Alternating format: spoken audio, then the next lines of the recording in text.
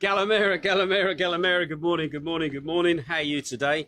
Well, it's still a bit of a grim day today here in Zakynthos. Not as bad as it was yesterday. And just looking towards Kerry and Lockerbie Way, clouds, little bit of sun just trying to poke through. Let's go a little bit further to the, looking just a little bit more sunny on the horizon. Bit of drama this morning.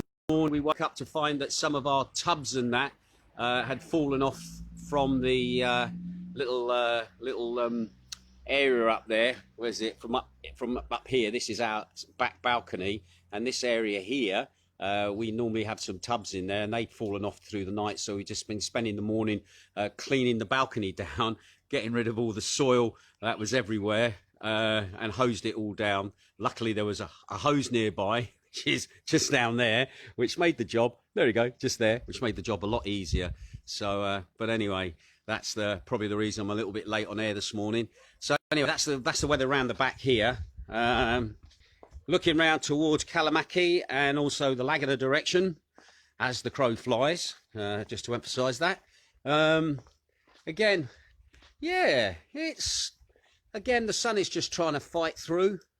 It is looking a lot better than it did yesterday, but hopefully the sun will burn off some of this cloud and we may have some nice weather. As for the oranges, good news, oranges are eaters now.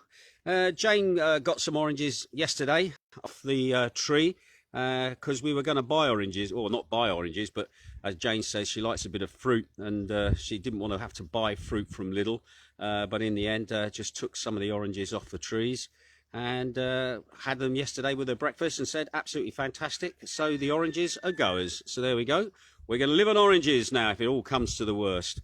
Anyway, lot been going on. Big shout out to Amanda Gregory giving me a thumbs up. Thank you, my lovely, nice to see you here. And also as well, it's a rather momentous day today. This is my final broadcast in my 50s, as tomorrow I'm 60. God, where has the time gone? Just a quick one for you. Those people who were wondering what happened with the car yesterday, I'm just trying to turn the screen round at the moment, and it is running very slowly, a bit like the show yesterday when we was going out online, the terrible reception. Come on, switch around screen, or am I stuck on you looking at the lovely view rather than looking at my face?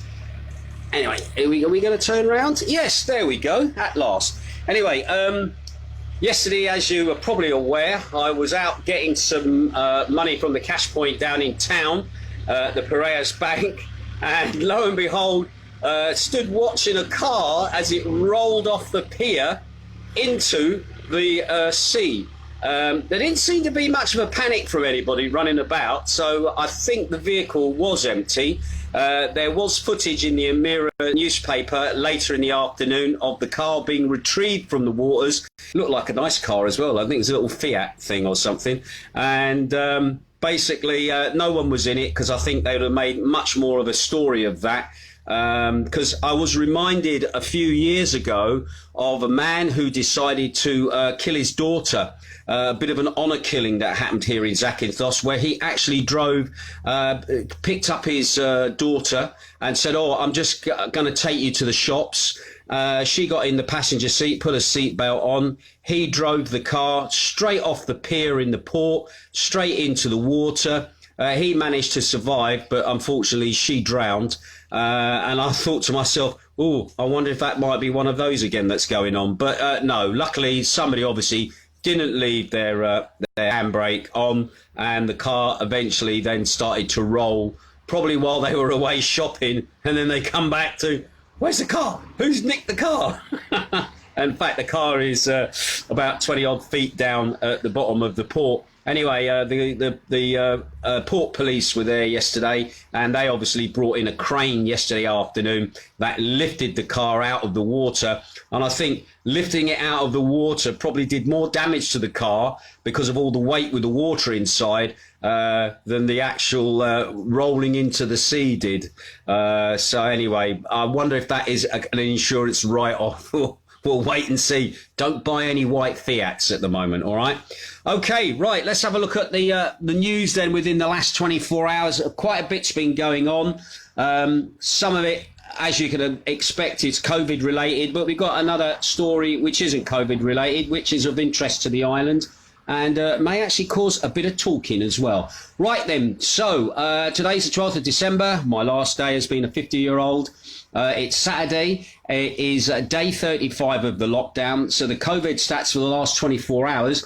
Right, now Greek Health announced last night that there were 1,395 new cases of the virus in the country, of which 9 were detected following entry checks into Greece. The total number of cases since the pandemic started now is 122,648, of which 52.6% of those are men.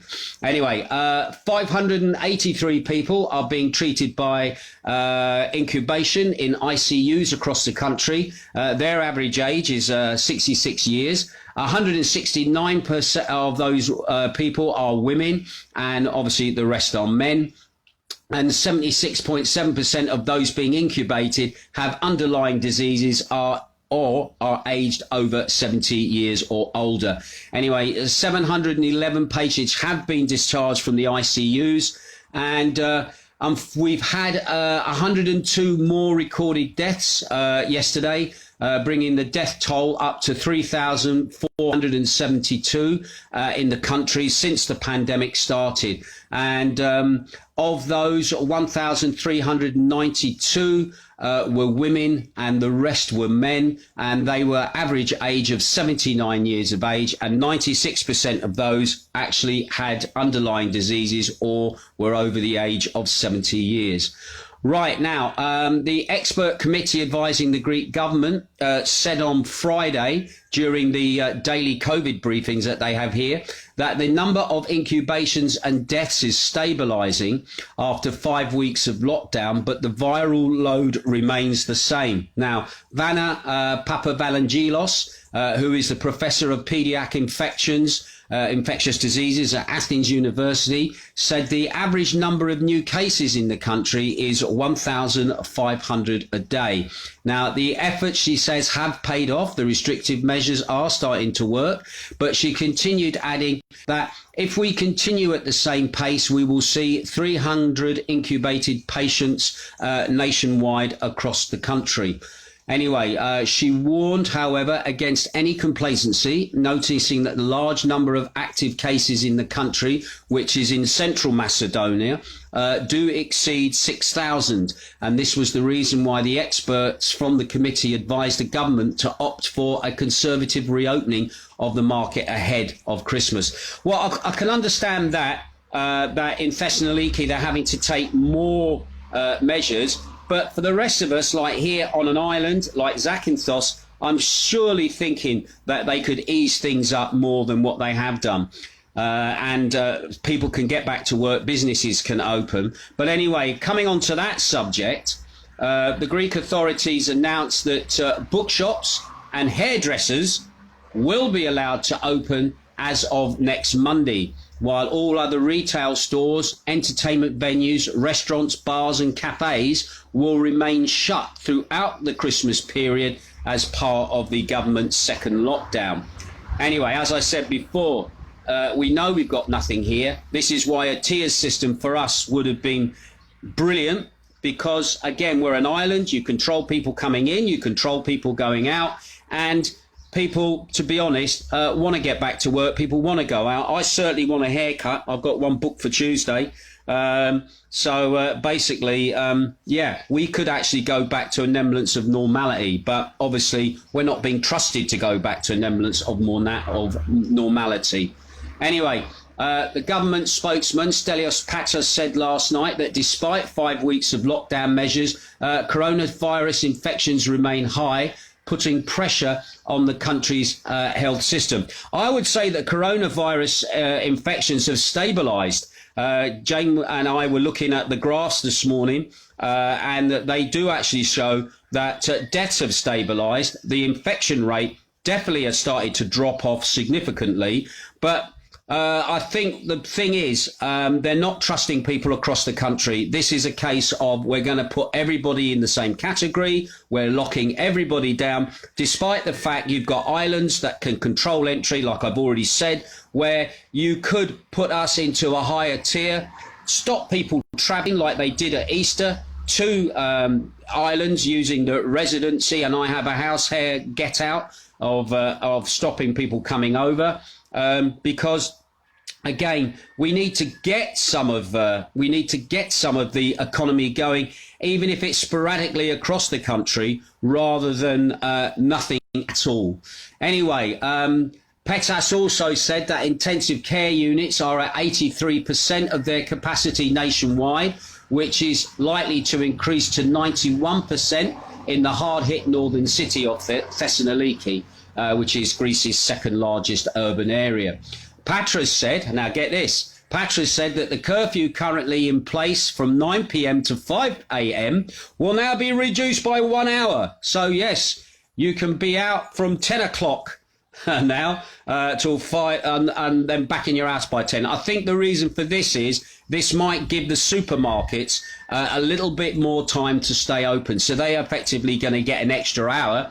Not really much good for going anywhere or doing anything because everything is closed. But if you want to do a bit of shopping in a supermarket, oh, trust me, yeah, they've got an extra hour. It'd be nice to see other retail shops being allowed to be open, and they could have had the extra hour to make a little bit more money and maybe save their business from going under. Anyway, the authorities have also said that there is no intention of amending this for New Year's Eve or Christmas Eve either. So again, the curfew is going to stay in for Christmas Eve, and it's also going to stay in for New Year's Eve as well. So you won't be able to go to midnight mass or go and see the New Year in Hogmanay from the looks of things at the moment. I wonder if the government will be shutting down for Christmas, so no more decisions are being made, and this decision will just stay. But anyway, we will wait and see. Anyway, authorities also announced the softening of the compulsory quarantine on travellers arriving in Greece from December the 18th, reducing it to 3 days from the previous 10 announced. Now, this is also another bit of madness. You've got to have a negative test to arrive here in Greece, and then you had to do another 10 days of quarantine once you'd arrived, and they have reduced that to 3. What's the point of having the test then before you come? Is it that you don't trust the tests from the outside and that your tests here are somehow better? That to me smacks of somebody just plucking things out of the air and saying, well, we've got 10 days, let's drop it to 3. That might help the students. Not that any students have been going to university while they've been away. Maybe some outside of Greece may have been wanting to come over, and it's more, from what I can see, about more towards them. But at the end of the day, why have a negative COVID test, which you probably have had to pay 120 euros for at some clinic, then to come over and be told, oh, you've got to do 10 days. Oh, no, we've dropped it down to 3. What was the point of the test? That's my little rant there for you. Anyway, and measures had been announced in an effort to prevent... Oh, this is it. The reason they'd also put this in, this thingy, is the measure had to be announced in an effort to prevent Greeks from travelling to winter holiday destinations such as ski resorts abroad. All right, yeah, right, okay. Ski resorts in Greece, however, have been ordered to remain shut until January the 7th. Yeah, we do have ski resorts here in Greece. Calabratra, lovely place to go. You want to go check that out. But again, how many people at the moment are here with money to go spending it on skiing, even if you had your tickets booked from last year? I think that is an absolute minority of people. If anything, you want to get your ski resort open here if possible, if you have any snow up there. I haven't had any reports if there is any snow up there. Jane and I have been up to that region, and a beautiful area it is. So again, our ski season here that we have in Greece is obviously going to remain shut until the 7th of January. Anyway, with the now this is another bit of crazy madness as well, especially for those people who live in Zakynthos and know what's going on. and this is people in ivory towers chucking out dictates without really looking at things on the ground. Well, especially things on the ground here in Zakynthos anyway, at least. With the spike in online orders during the lockdown, straining deliveries, Petrus also said customers will be allowed to physically pick up merchandise they have bought online or by phone through a new system called The Goods. Right now, I'll tell you this now. ACS, Hermes, the parcel delivery service of the post office, the other parcel deliveries, SpeedX and all of those people have been absolutely inundated with work, with people delivering parcels. We spoke to a friend yesterday who phoned up and said that he'd ordered stuff online and they were phoning him up, telling him, well, if you want it, you've got to come and collect it. He was saying, well, if you can't be bothered to post it or bring it to my house, you can send it back. So this thing about being allowed to go and collect it, you know, it's already been going on anyway. Most people, when you go down the Gitani Road and you see the ACS, there are queues, literally, right the way down the road, people going to collect their parcels, get their stuff that they've ordered online. And the interesting thing is now, Petas is also saying we are now going to limit the maximum of people that can queue up outside of a courier delivery service. Only 9 people are allowed to queue up at any one time. So again, this smacks to me of absolute madness. Unless you're going to now phone up for an appointment to go down and pick up your parcel. But a lot of people that I've been speaking to, depending on how desperate they are to get whatever it is that they've ordered, especially if it's presents for the kids, etc. and stuff like that, they've paid for a service, they want it. You pay this money in courier stuff, you want it delivered to your house. You don't want to have to go and stand down in the rain waiting to collect it. So again, this is something that's already been ongoing and something that's already been happening. And it just says to me, again, the government in sometimes is out of touch with the reality of the ordinary person on the street. Anyway, we're now going to go on to religion now. Okay. Churches will be allowed to be open to the faithful, but only on Christmas Day and on the Epiphany, which is on the 6th of January. Now, there's going to be limits on the amount of people that can actually go into the church. And a little bit of common sense here. I think the Lord has intervened here. It will be depending on how big the church is. But what mathematical equation they're doing, the Lord knows, as to how many people are allowed in a church on either Christmas Day or on the Epiphany. So no midnight mass. And obviously no hogmanay as well on New Year's Eve, because those obviously are 2 events that come under curfew hours.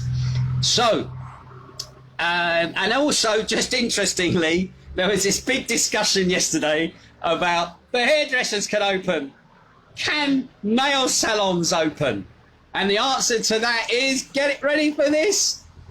No. Oi, no. It seems that Antonis Giordadis, speaking on Mega TV on Friday afternoon, clarified that nail shops are not allowed to open, but only the hairdressers. So there you go. And the ladies are going, I've had my hair done, damn, and now I can't get my nails done. But you could probably get into a pharmacy somewhere and get some nail extensions that you can just stick on from a pharmacy somewhere. But anyway, any other news? Right, okay. This is actually to do with Greece, and I think this is going to raise a little bit of an interest as well. The Bern Convention warned in an alarming press release on Wednesday, which just got into the mainstream media. I haven't seen it here on the Zakynthos media, that some important habitats in the Mediterranean located in Greece and Cyprus remain unprotected. Now, the Bern Convention on the Conservation of European Wildlife and Natural Habitats is an international body that covers nature conservation in Europe and North Africa. Now, at its 40th Standing Committee meeting on Wednesday, the Bern Convention found concerns raised about the inadequate protection of critical sea turtle habitats in Greece and Cyprus to be substantial. Anyway, Mediset, an international NGO tasked with helping to save the turtles in the Mediterranean, was the first to express such concerns, arguing that the crucial sea turtle nesting beaches in Greece and Cyprus, specifically Laguna Bay in Zakynthos, and the southern Kypsyria Bay in the Peloponnese, and also the beaches of Akamus and Limi in Cyprus were not adequately protected. Now, the NGO argued that the Greek government had failed to ensure that Laguna Bay, a national marine park since 1999, is safe for substantial loggerhead sea turtle populations that nest there. However, unregulated maritime activity, such as illegal construction and the operation of illegal business in Laguna Bay, one of the most important loggerhead sea turtle habitats in Greece, posed an incredible risk for the female turtles, which depend on the beach as a safe place to lay their eggs every year. Now, I thought we had the Caretta, not the loggerhead. We do have two different types of turtle, and I know it's the Caretta here, which I don't think is classed as a loggerhead. But anyway, that's by the by.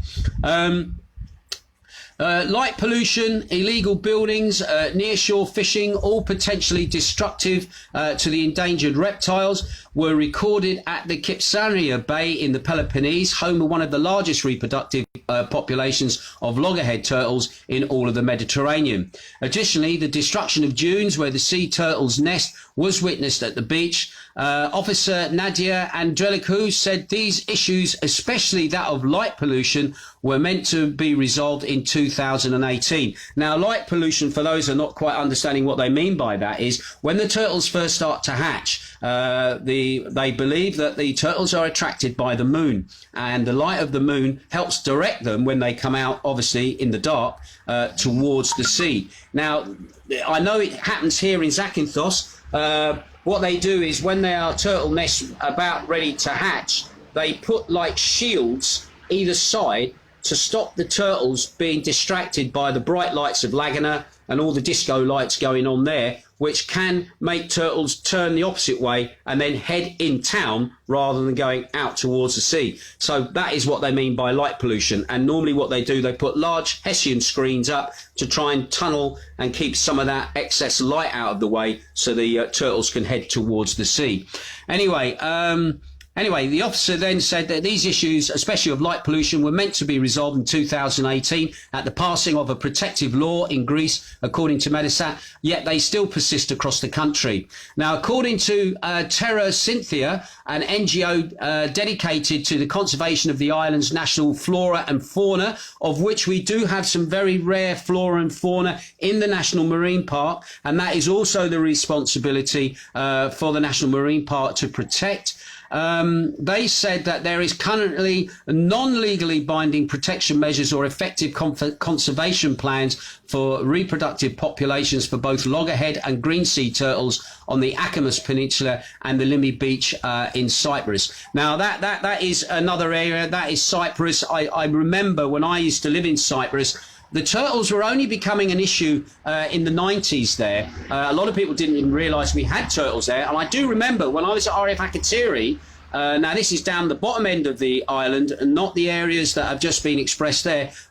As part of our security jobs, patrols, we used to actually make sure that the turtles were okay and not being interfered with by the locals close to the base. So I don't know if that duty still goes on at RF Akatiri, but anyway, that is a little blast from the past. But the Akamus area, now Akamus, for when my time in Cyprus that was a massive big firing range, and we used to go up there and we'd fire our Scorpion tanks main armament, and we'd go up there firing our guns and mortars and stuff like that. And I'm not sure if it's still used in the same way that it was used in my time in Cyprus. So it amazes me how much wildlife feels safer on a live firing range than it does around people, because again, with all the safety measures that have to be taken to make sure nobody strays into a line of fire, sentries placed out when live firing's in progress, a lot of creatures actually like to go and nest in these areas because there's not a lot of people, and getting hit by a stray mortar bomb or a stray bullet is very, very low on their expectations of getting hit. But also, on the same token, when I look at what's happening this year in the National Marine Park in Zakynthos, National Marine Park this year had the biggest turtle nesting population. I think well over 2,000 nests were reported. Without many tourists being here, the turtles were actually doing really, really well. The only time things started to go awry for the turtles was when the 10 o'clock curfew thing kicked in. The midnight curfew thing kicked in. And obviously all the people were turfing out of nightclubs and bars and nowhere to go. Where did they go? They went down onto the beach. And that did cause issues. That did cause problems. And then we had the weather, all right? We had the hurricane that then came, and quite a few turtle nests were destroyed during that weather storms. And obviously some nests were lost through the nests becoming enveloped in water. So I think reasonably, I think Zakynthos is doing the best that it can to protect the turtles. Yes, more can be done. A lot of it is about education, but it is starting to change. I've got to be honest. When I first came to the island in 2005, a lot of people in the Laguna area, they had businesses and stuff like that. They didn't really appreciate the turtles and what the turtles actually meant. And over a period of time, through education, through conservation, people have realised that, you know what, people don't just come to Laguna just for a party, that and stuff, but people do come because they want to go and see where the turtles are. And again, yes, over the years, that has been exploited, unscrupulous boat owners, etc.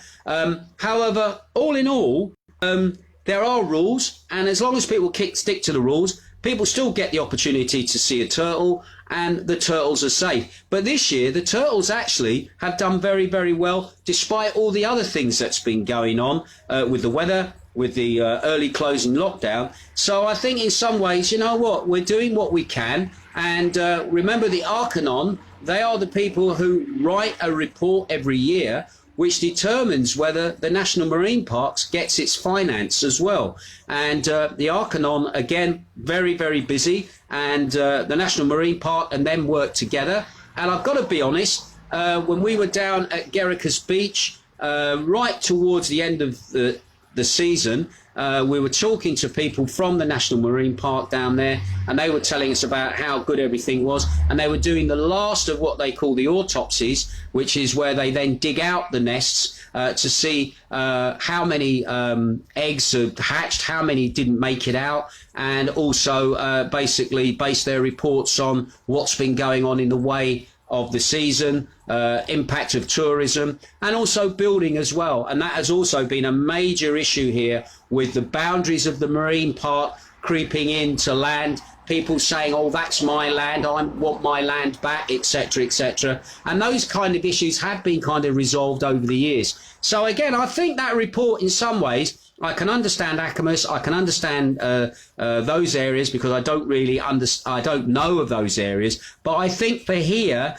they're doing the best that they can. Yes, everybody would like more money, everybody would like more enforcement, but I think, to be honest, at the end of the day, the turtles are actually getting a fair shake to a degree. Yes, things could probably improve, but on the whole, we're going to see what next season is going to bring. Just see how many people are going to turn up, and if we're going to see if that's going to impact on a year where the turtles, despite the natural phenomenons that went on and also the pandemic, the turtles actually had a good year. So anyway, I'll leave it at that. Let's have a quick look who's tuning in this morning. Maria Hallberg from Sweden is looking in. Nice to have you here, my lovely. Tracy M. Mitchell is also tuning in. Nice to see you as well. Vicky Wood is also watching. And Amanda Gregory is up there at the top of the hill. Hello, Amanda. How are you? She says, morning, Ginge. And she's giving me a thumbs up. Amanda says, does these apply to supermarkets A, B? Yeah, supermarkets like A and B, they all apply to them. They're running the same as Lidl. I think like you and me, we probably don't shop much in A and B, only if we're looking for something specific. We were in Iceland yesterday getting all me goodies for me little impromptu home party, just me and Jane together. And they were pretty busy yesterday getting stuff as well. So, yeah, they probably might get an extra hour that they may stay open just to get some more money in. But this 10 o'clock curfew start, I have a feeling it might be good for them, but I can't see it being any use to the rest of us because we're not even supposed to be going in each other's houses, are we? So there we go. Right, Kathy M. Hollow is watching as well. Lovely to see you, my darling. I'm going to give you a wave. Vicky Gold is watching. Nice to see you as well. Lucy Dyke is watching. Andrew Jones is watching. Nice to have you tuning in, Andrew Jones. John Mims, the father of our lovely, what's his name, Michael Jackson tribute, is also tuning in. Nice to see you here, John, as well, looking in. Hopefully he'll get back next year. We'll see what happens. Lyndon is tuning in all the way from sunny Wales. Nice to have you here, fella. Phil Strathy is also in here as well. Nice to see you. Hope everything's cool where you are, fella. Patsy Ann Dobson says, good morning, Ginge. Did you find out about that car yesterday? Yes, I did, actually. I just actually did say earlier in my broadcast, no one was in it, by the looks of it. They managed to get it out of the water yesterday afternoon, and that must have been quite a job. I'm not sure if they sent a diver down. They must have done. Somebody from the port police. Normally, in my experience of working in the cruise ship industry, most port polices have an underwater section. And I know when I used to work in the Caribbean, they would dive under the ships and they would check for magnetic cases that would be plonked onto cruise ships, which would be stuffed full of drugs. And they would always, sometimes the port police would be swimming underneath, checking the bottoms of these vessels. And I tell you what, when you've got a cruise ship that has a draft of, say, maybe 9 decks down, the clearance between the bottom of the ship and the bottom of the port that they're in can sometimes be as little as maybe 5 or 6 meters, and somebody having to swim underneath a massive, huge cruise ship looking, and it's not going to be very light under there, looking for magnetic boxes clamped under there. Yeah, that is a pretty claustrophobic experience for any diver. But going back to your thing, I would think maybe a diver went down to obviously get the car out of the water, but no one was in it. There's been no, put it this way, there's been no hullabaloo being made about it. I think everybody's kind of thought, oh, there for the grace of God go I, make sure the handbrake's on. But as far as I'm aware, no one was injured. There was no, shall we say, ultra motive for that car going in, unless somebody wanted to put an insurance claim in or something like that. And I'm not sure, are you covered for accidentally not leaving your handbrake on? That's a question for you. But anyway, Tim Crystal says, morning, buddy. Andrew the Fridge Watkins says, good morning. Mary Halliburton says, morning. Pam Stott says, morning. Kevin Potts says, is watching. Mark Stewart is watching. Denise Tyndall is watching. Heather Flynn is watching. David Lauer is watching. Christo is watching from Old Ex-Barman Magdalena's. I've got to say hello to Amando as well. I saw him yesterday and I forgot to mention him in my show. Oh, bless him. But anyway, I forgot to mention you, and I do apologise, all right, Amando. Emma Marco's watching. She says, morning, Ginge. Lynn Stallard is watching. Rossi's Place in Australia is watching. Good to see you here again, Rossi. Andy Pat Dotson says, I was so pleased to hear no one was in the car. Thank you, Patsy. Pat Patel is watching. Pat Patel's watching. Hello, mate, from the Wide Awake Club. He's one of my old bosses tuning in. I always remember your fish tank, getting it in the back of my double cab pickup and driving it around. Empty, of course, but anyway. Andy Owen is watching as well. He says, morning, Ginge. Christina Plant is watching. Christina Plant from Stoke-on-Trent. Hello, Christine from Stoke-on-Trent. Susan's mum, lovely to have you tuning in. Great to see you. Mark McLennan. Oh, that's a new name. Nice to have you looking in. I'll give you a wave back. Big Al Thompson, nice to see you. Oh, hang on a tick. I've lost me pictures. Let's just pop that back. There we go. Andrew the Fridge Watkins. He's making a statement here. Morning, Ginge. Nice and sunny in Wales. Massive happy birthday wishes. In Chase, I miss you tomorrow. Oh, bless you. In case I miss you tomorrow. Anyway, you have a line on a Sunday, mate. There you go. You can always watch the show on redo on YouTube. Anyway, and thank you for the birthday greetings. Christine Wildridge is watching as well. Rosewood is watching. Lovely to have you watching. I know you're here on the island up there in Pandacratera. Nice to see you there. Ian Potter is also tuning in from Piggadakia, up the road there. Nice to see you as well, sir. Matt Williams is watching. Gavin Marks, DJ Gavin Marks. Nice to see you here, sir. I'll talk a bit about my show for tomorrow, and if you want to tune in on that a bit later, there you go. Linda Collier is also watching. She says, morning from, what's that? Pagriti. I don't know where that is. Pagriti. Anyway, tell me where that is, Linda. Sandra Lynn Pallister is watching. Leah Barnes is also watching. She says, morning, Ginge, from a sunny Sheffield at the moment, is it? Claire Thompson is watching. Alf Ling is watching. Lorna Grant is watching from a grey old Suffolk. Michael Wood is watching. David Bowen is watching. Mark Palfreman is watching as well. And can I just say a quick hello to Wiggy Winstanley.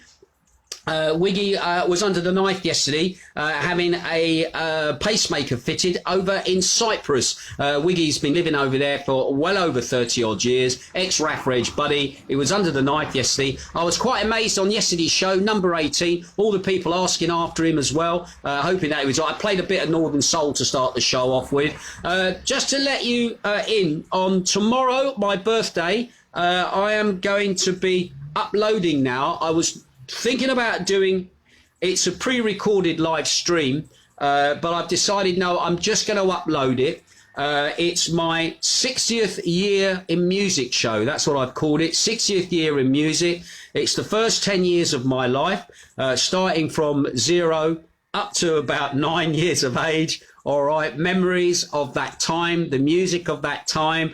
And I've put that together. It's about an hour and a half long because I don't remember that much of my first 10 years of my life, but there's certain things that you do remember and they do jog in your head, and that's going out tomorrow. I'm just going to put that up online for you to watch on Mixcloud or listen to on Mixcloud. It is videoed, but unfortunately there's no way of getting it up online with the video onto Mixcloud. They don't do that. They just let the audio. But I think the music speaks for itself. I'm really excited with that because then I'm going to make a 70s one, an 80s, a 90s, 2000s, 2010. So I'm going to do basically the decades up to the 60th year.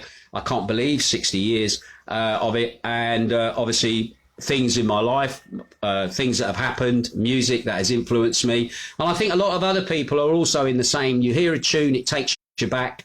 It makes you think about people and things. But anyway, I'm going to be doing that. I'll be doing that tomorrow. Something I haven't done, and I know Jane has picked me up on this. She says, I went and got you that bloody advent calendar, and you haven't opened it since you first started doing it. This has been a bit of a long thing. I'm just grabbing the advent calendar, all right, from here. Jane is busy talking to the press on the phone or something. Anyway, so I've got the advent calendar. We're now up to day number 12. Here we go, advent calendar. I know Danielle Rogers has got one exactly the same. I can't actually risk switching it round because obviously it's disappeared. So let's have a look. What I like about this advent calendar is that not only does it, you get a nice little chocky in there, but it also, I can see 13, my birthday, but where's 12? Where's 12? Where's 12? Where's 12? Ah, there's 12. Down there in the corner. Look at this. I'm like a kid at Christmas here, opening this up with one hand. There's a little saying inside the door, and inside the door it says, can you juggle 3 snowballs? Well, I don't have 3 snowballs to hand to try, So let's have a look. Here we go. Yes, I've got me little chocolate in there. What is that? What does that look like? Can you see what that is? I think that's a snowman, isn't it? I think that's a snowman. It could be an elf. No, I think it's an elf. Anyway, I'm going to have to go. I've just got a few other people who are just tuning in a minute. I'm going to give you a quick shout as well. Lorna Grant says, morning from grey old Suffolk. Oh, Honington. Oh. Michael Wood is tuning in as well. Lovely to have you. David Bowen is tuning in as well. Mike Palfreyman. Linda Collier is... Oh, Pragaki is in Athens, and happy early birthday. Thank you for that. I don't know the suburb of Athens at all well. All right, so thank you for that, Linda Collier. I think you might be from the Greece's Daily Bulletin board, where the show is also posted up as well. Thank you for tuning in as well, and I hope everything in Athens is all right, because I look at the madness, what's going on up there, to the relative calm of here, and I say to myself, Athens is one thing, Zakynthos is another. We should still be open. Shops should still be turning and burning. I bet they're saying the same that in Athens. There must be businesses closing down by the shed load there as well, who would love to be still open. A bit of common sense prevailing. Commies turning and burning and running, because guess what? At the end of all of this, it's all got to be paid for, and that's going to be in taxing. All right. Hey, Ginge, my name is Grant. As the designer, wish they were related. My name is Grant. My name is Gant, as in the designer. Wish they were related. Oh, hello there, Lorna Gant. Yeah, I bet you do, for the money. There you go. John Clifford says mornings, and John Clifford also says comb the hair. Listen, it's going to come on Tuesday, so I will look more human. Anyway, I've got to go now. Can I just say thank you? I think this has probably been the longest broadcast. My last broadcast of a man in his 50s, who tomorrow will be a man in his 60s. And you're as young as a woman you feel. And I'll leave it at that, all right? You take care. You have a good one. And I will speak to you again soon. And a big shout out to Billy G. Alter. Nice to have you there. And don't forget, check out the show. Show number 18 is online. Let's see if it